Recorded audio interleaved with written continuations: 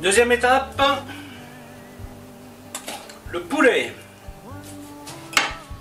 Alors, on commence par couper ce qu'on n'a pas besoin.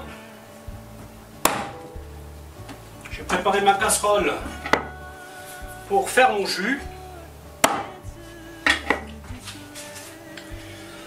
Ici j'ai oignons, carottes, laurier, poivre, clous de girofle, herbes de Provence. Garniture pour mon jus. Ouais, jusque là c'est facile. Hop. Voilà. Ensuite on va retourner le poulet. Toutes ces parures je vais les garder pour le jus. Ça va le parfumer et bien entendu on va le dégraisser après. Alors vous avez deux options. Vous avez l'option on enlève tous les os et on forme le poulet façon ballotine. Vous voyez, une espèce de gros rôti sans os.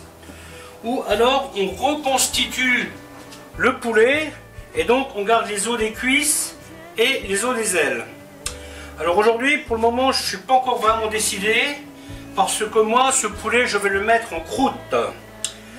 Donc il y a une probabilité que je garde seulement les os des pilons et que j'enlève celui-là.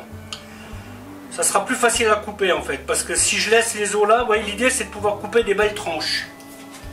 Donc, vous prenez le dos et vous faites une incision, tout simplement, vous voyez, hop, comme ça. Et après, tout simplement, vous longez l'os. Vous y allez doucement, hein. Pas de précipitation. Si vous avez peur de vous couper, il existe des gants anti-coupure dans le commerce. C'est une bonne idée de les mettre, hein, si vous n'êtes pas habitué. Voilà. Et vous voyez, là, le problème, c'est qu'il y a un os là qui est un peu embêtant. Donc celui-là, on va tout de suite le contourner. Et il est là. Hop. Voilà. Là, c'est l'os qui fait partie des ailes. Vous voyez, hop, on le casse. Ensuite,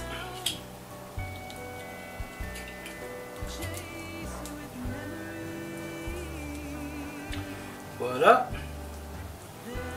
Et on fait pareil de l'autre côté.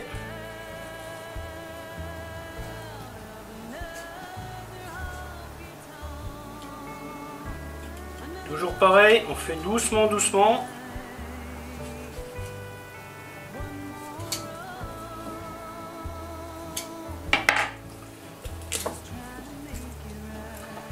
On casse. Hop, tout de suite le casser en deux. Tac. Tac. Voilà, et ensuite on continue tranquillement. Là, on arrive donc à la cuisse. Vous voyez, on fait attention de garder le maximum de peau. Parce que cette peau-là va nous servir à faire la couture après. Là, on arrive à la jointure de la cuisse. Tout simplement, on la déjointe. Et on continue.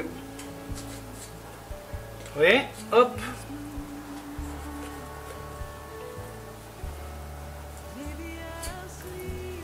Donc là, il y a un autre os, mais je vous le montre après. Hein. C'est l'os du bréchet.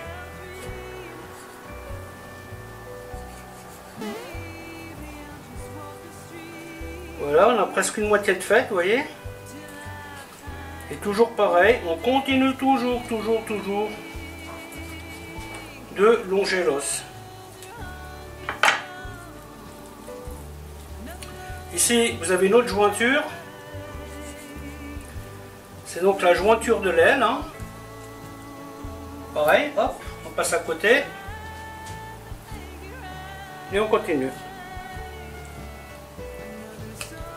L'idée, c'est de ne pas faire de trou dans la peau. Ensuite, on va passer de l'autre côté. Pareil. On prend son temps.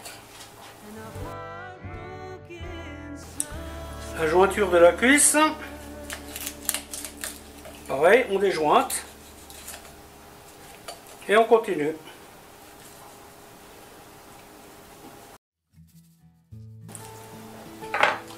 quand vous arrivez là, vous voyez, vous n'avez presque pas besoin du couteau, hein. Vous poussez votre doigt. Et là, vous arrivez sur le thorax.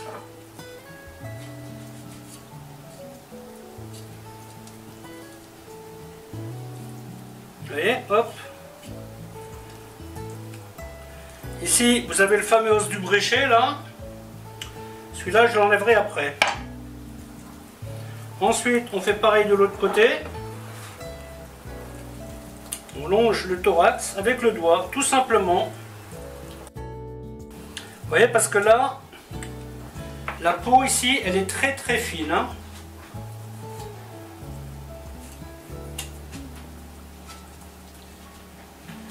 Toujours le fameux os du bréchet. Voilà, on l'enlève. Ouais, et ensuite, vous allez tout doucement et vous longez cet os là.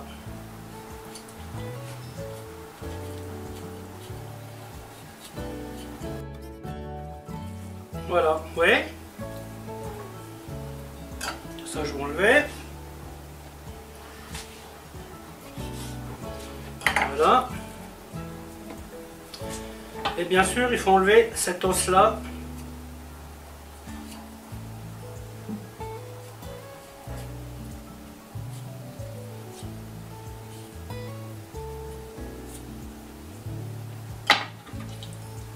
Voilà. Alors si vous voulez faire par exemple un poulet grillé, bah, vous faites mariner ça et vous le mettez sur le grill. C'est très bien comme formule, hein. Voilà. Ensuite, ben, ma foi, on va commencer à concasser tout ça. Voilà, hop. C'est parti pour le rissolage. Moi, ce que je vais faire, je vais enlever cet os là pour avoir le minimum d'os dans ma volaille partie. Donc là pareil, hein, je vais jusqu'à la jointure. Vous voyez, la jointure là, elle est assez facile à trouver.